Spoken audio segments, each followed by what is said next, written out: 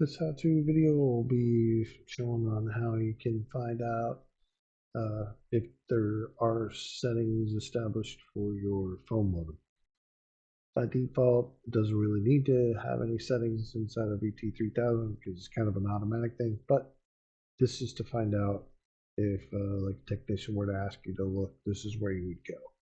So basically VT3000 core software, we're basically want to be under administration and system settings. We can select that here, or administration system settings.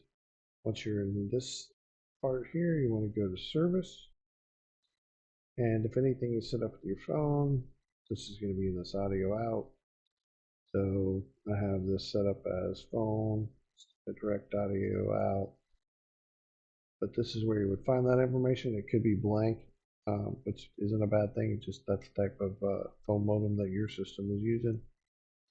But that'll conclude this video on how to find out what settings you got. Look forward to talking to you again.